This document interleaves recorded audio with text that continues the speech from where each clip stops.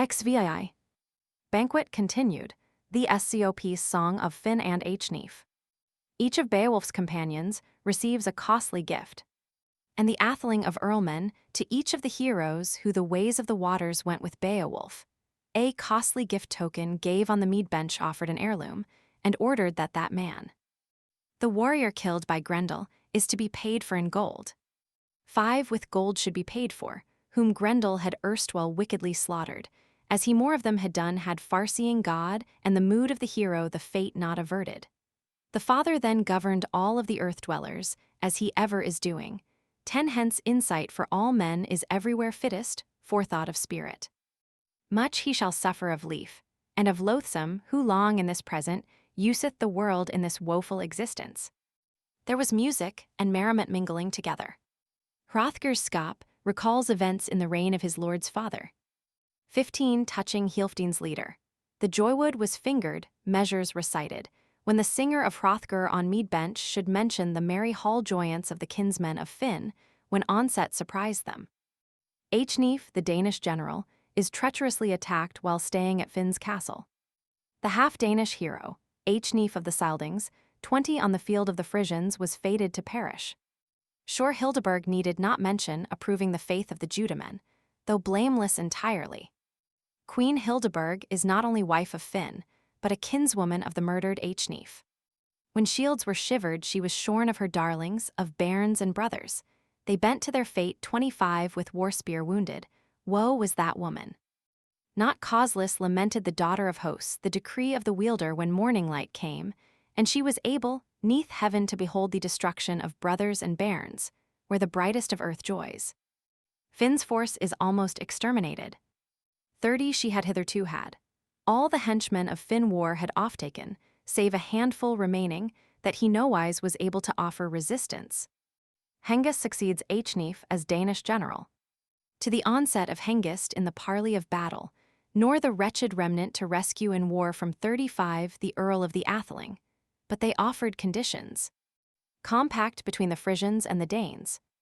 Another great building to fully make ready, a hall and a high seat, that half they might rule with the sons of the Judamen, and that Falkwalda's son would day after day the Danemen honor 40 when gifts were giving, and grant of his ring store to Hengist's earl troop ever so freely, of his gold-plated jewels, as he encouraged the Frisians.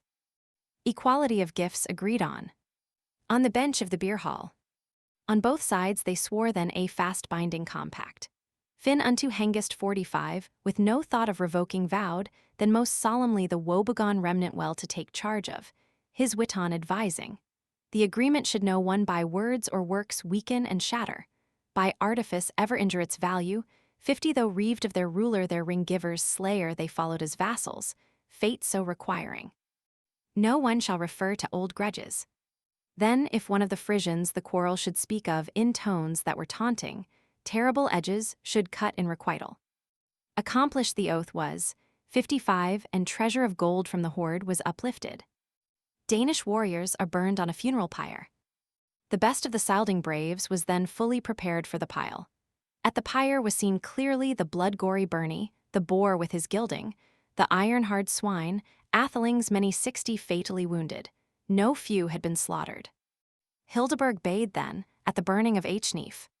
Queen Hildeburh has her son burnt along with Echnif. The bairn of her bosom to bear to the fire, that his body be burned and borne to the pyre. The woe-stricken woman wept on his shoulder, 65 in measures lamented, up mounted the hero. The greatest of dead fires curled to the welkin on the hill's front crackled. Heads were a-melting, wound doors bursting, while the blood was a-coursing from body bite fierce. The fire devoured them, 70 greediest of spirits, whom war had off-carried from both of the peoples, their bravest were fallen. For 1084 R. Suggests wit Hengist with Gefieton, K. Suggests with Hengist wit Gefieton. Neither emendation would make any essential change in the translation. The separation of adjective and noun by a phrase, cf. v. 1118 being very unusual, some scholars have put Irman Ixel with the foregoing lines, inserting a semicolon after Ixel.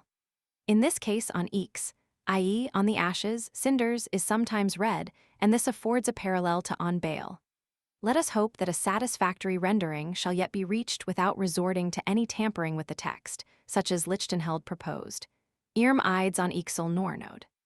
For Guthrink, Guthrake battle smoke has been suggested.